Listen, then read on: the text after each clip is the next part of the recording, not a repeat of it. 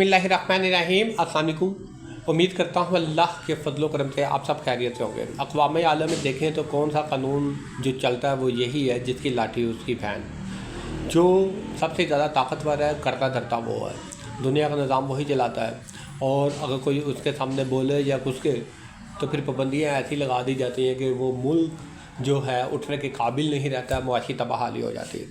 लेकिन एक चीज़ ये भी है, जिन कौमों को अपने ज़ोरे बाजू पर भरोसा होता है, जो ये समझती हैं कि अगर आज इस करते धरते मुल्क के सामने ना खड़े हुए तो कल को ये हमें भी खा जाएगा, कल को ये हमारा बेड़ा गर्क कर देगा, तो फिर वो अपने नज़रिए पे यकीन रखती हैं, फिर वो मेहनत करती हैं, फिर वो अक़वाम आलम में अपना मकाम बनाती हैं, फिर वो ऐसे सुपर पावर अमेरिका जैसे सुपर पावर वाले मुल्क की आंखों में आंखें भी डालते हैं, उसको मुंह तोड़ जवाब भी देते हैं। मैं बात कर रहा हूँ चाइना की। चाइना को देख लें, पाकिस्तान के बाद मार्ज वजूद हुआ, लेकिन आज अमेरिका के बाद सुपर पावर मुल्क में शामिल होता है।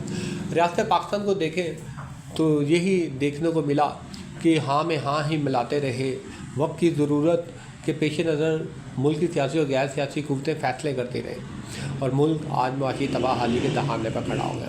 अमेरिका की जो खारजा पॉलिसी है उसको देखा जाए तो वो सिर्फ एक ही चीज़ नज़र आती है, अमेरिका जिसे सुपर पावर होने का फ़ख्र है। आप देखें अराक के तेल पर जब उसकी गहरी नज़रें थी तो वहाँ पर वो इल्ज़ाम आयद करता है कि अराक जो है वो कीमियाई हथियार बना रहा है। कीमियाई हथियारों का इल्ज़ाम लगा कर अराक पर धावा बोलता है, सद्दाम हुसैन को फांसी देता है, उस पर कब्ज़ा कर लेता है और वहाँ अराक जैसा मुल्क जो है वो तबाह हो जाता है। अराक के बाद बारी आती है अफ़गानिस्तान की। अफ़गानिस्तान में अमेरिका को शिकस्त होती है।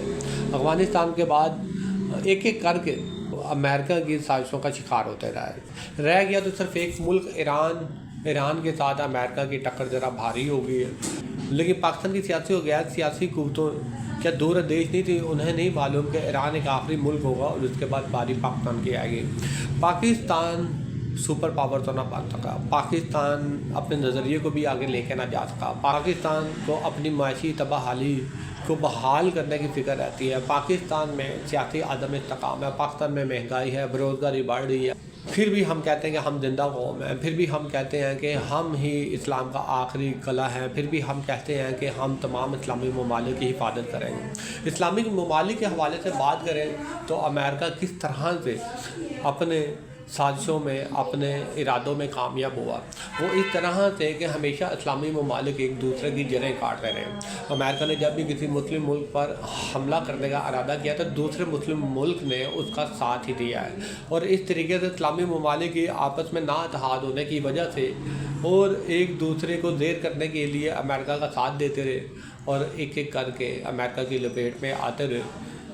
शुक्रिया।